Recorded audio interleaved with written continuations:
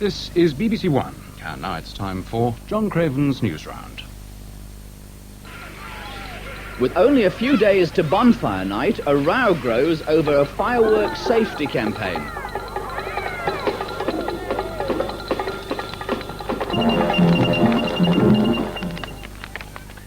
Hello again. A cartoon poster warning people of the dangers of fireworks has started a storm of protest.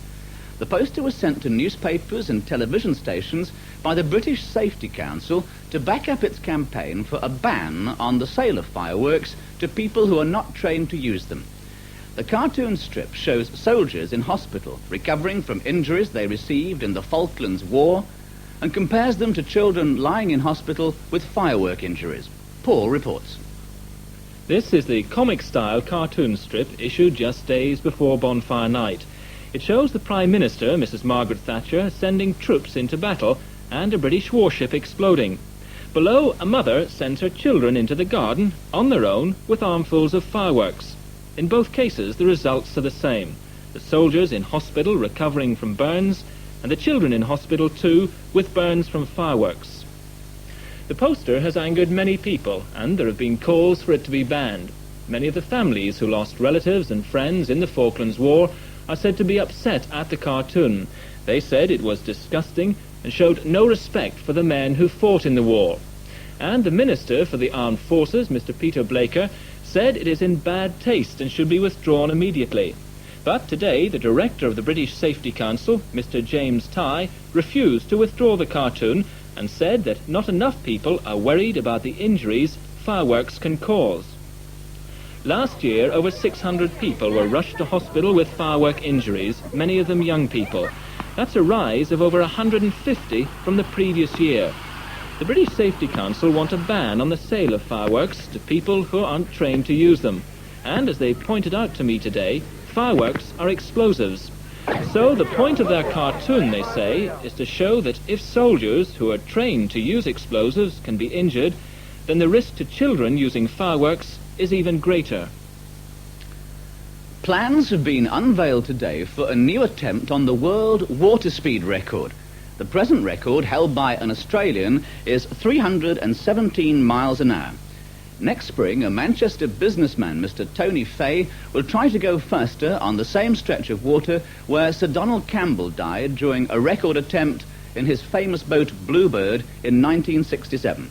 Tony Fay will go to Coniston Water in the Lake District next week with his boat Alton Towers to prepare for the attempt. David Davis reports. The unveiling of Britain's latest challenger for the world record took place inside a Manchester factory.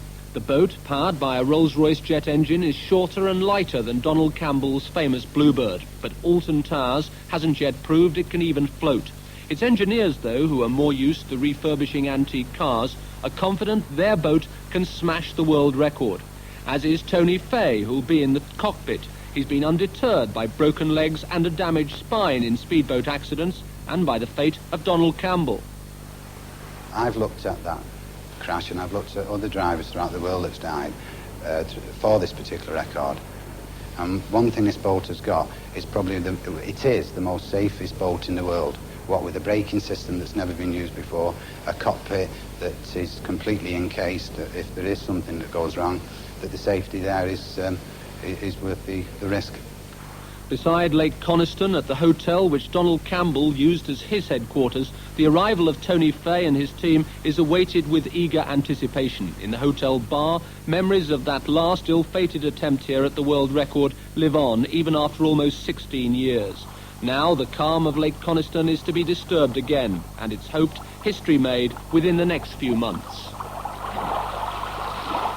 Meanwhile, in America, last-minute preparations are going on for a British attempt on the world land speed record.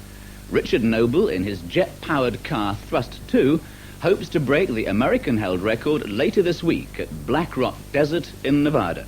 The record is 622 miles an hour, and Richard hopes Thrust 2 will reach 650 miles an hour.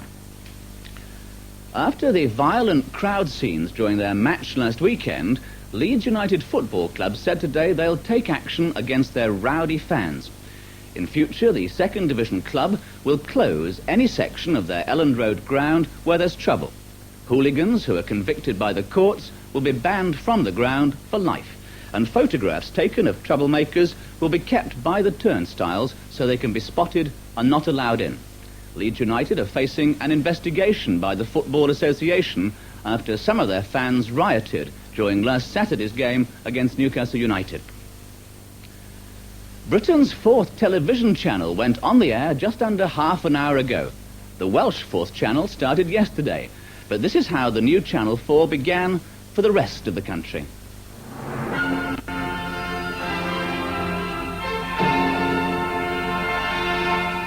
Good afternoon. It's a pleasure to be able to say to you, welcome to Channel 4.